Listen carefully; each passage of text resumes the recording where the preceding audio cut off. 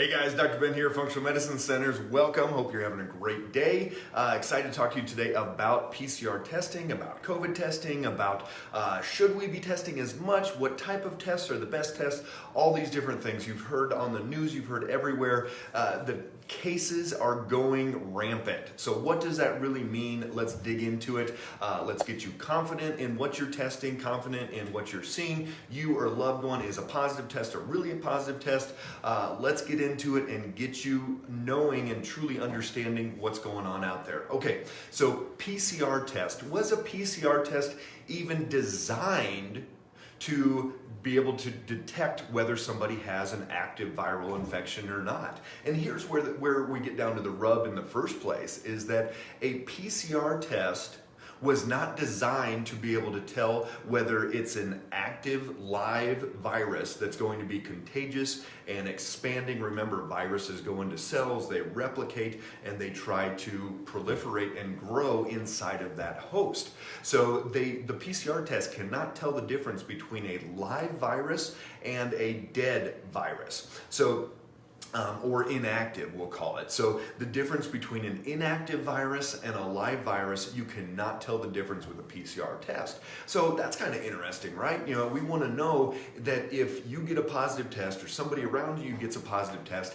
is that virus really active? Is it replicating? Are they contagious? All those things. Or is this old genetic material that's been sitting there and that it's not contagious, it's not living, it's not replicating, any of those things. Hey Michelle, good to see you out there. If you guys are watching in from anywhere in the US, anywhere around the world, pop down below where you're watching from. We'd love to see where everybody's calling in from and watching from, all the way from California to Maryland and everything in between. So Julie, good to see you out there in Wichita. All right, so PCR test never designed to determine whether it's a living active virus or whether it's a dead inactive virus. So that's one of the main drawbacks of the PCR test. Then we get into whether we're actually detecting a true infection or not, or whether somebody's contagious. Good to see you, Kelly, there in Grand Island, and Scott in Kansas. Great to see you guys.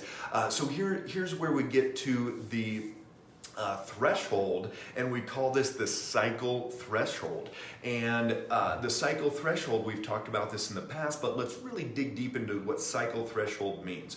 So every time that when they stick that swab up your nose or in your mouth or wherever they're sticking it, they are going to be looking for genetic material, and it's very small, and so they've got to magnify it. So the cycle threshold just means the number of magnifications, the number of cycles they run it through. And what we're looking at is we've got to be able to tell whether it truly is an active, it's true virus, or it's just fragments of genetic material. So the number of cycles that we go through will be magnification, magnification, magnification, magnification. At 17 cycles, so the cycle threshold of 17, it's 100% accurate. If somebody tests positive, it truly is that virus.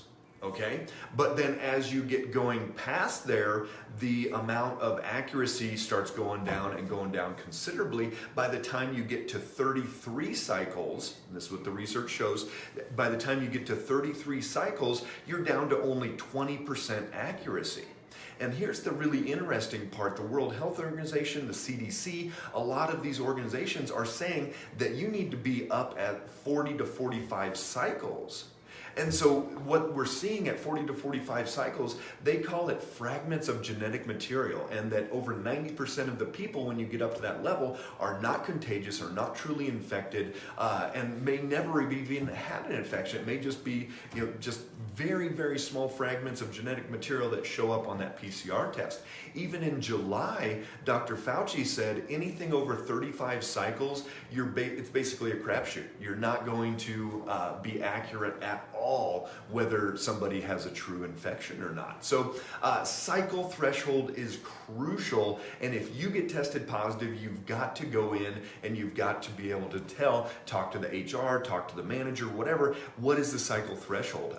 We're going to try to do some research today and see, at least in northern Colorado here where I practice, what labs are at that more of a 30 cycle threshold level. And this is what the NFL is doing. This is what football conferences are doing. A lot of the different leagues out there are using that 30 cycle threshold as their place. I guarantee you there would have been way more people in the NFL that would not be able to play on Sundays because they would be showing up positive with no symptoms at all. This happened last month with Nick Saban, the coach of the Alabama Crimson Tide football team. He tested positive because he went to a lab out of the SEC. They have their specific labs that they usually test at the right threshold. And so he went outside of a lab for whatever reason, they were too busy or anything. He tested positive. He's like, this is totally weird. I've got no symptoms. Nobody's been sick, anything.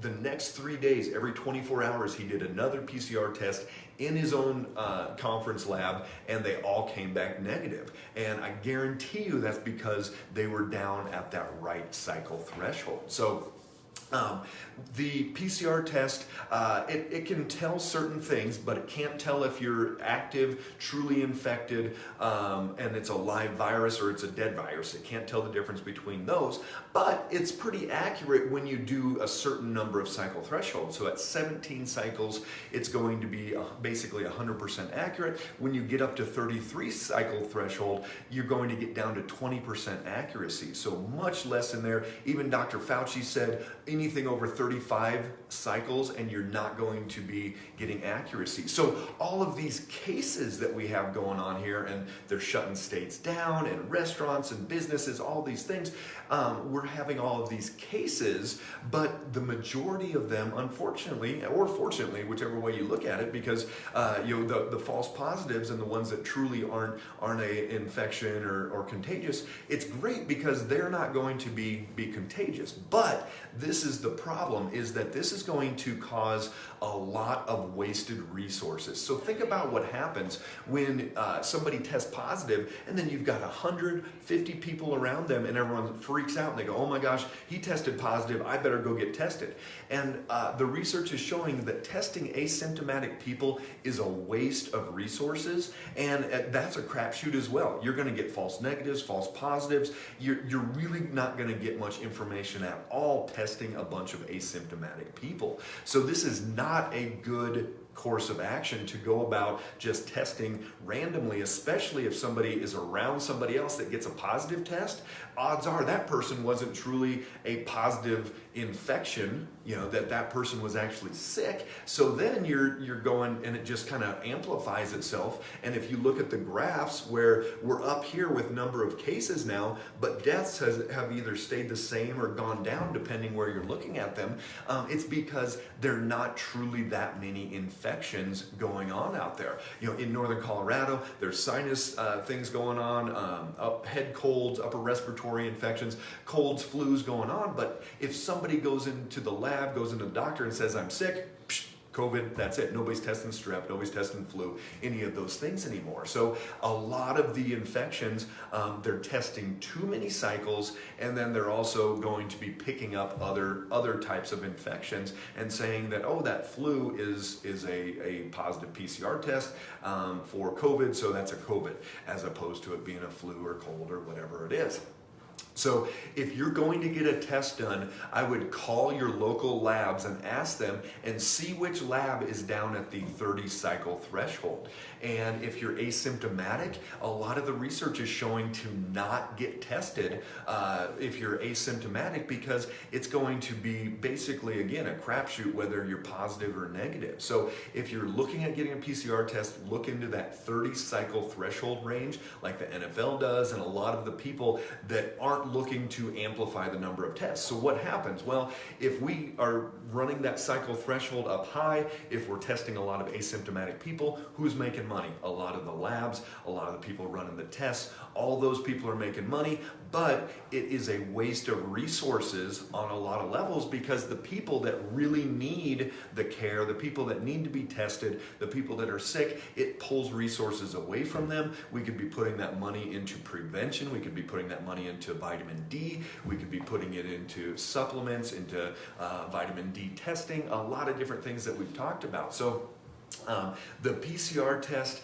is okay for what it is. It's not designed to determine between whether it's an active live case or whether it's a dead inactive virus, and it's not designed to be run this many cycle thresholds and to get that overly sensitive. So a lot of information to digest there. If you've got any questions at all, pop those down below, and we'll be going over any of those questions, anything you have. But share this with people that you know. You've got to get this information out there. Share as much as you can, because people are worried. People are freaking out. They're maybe quarantining, but they came in at a 42 on their cycle threshold, and they're not even contagious or infected. So you've got to get the information out there. Share, like, or follow our page if you haven't already, and make it a great day. Stay strong out there, and we'll talk soon, guys.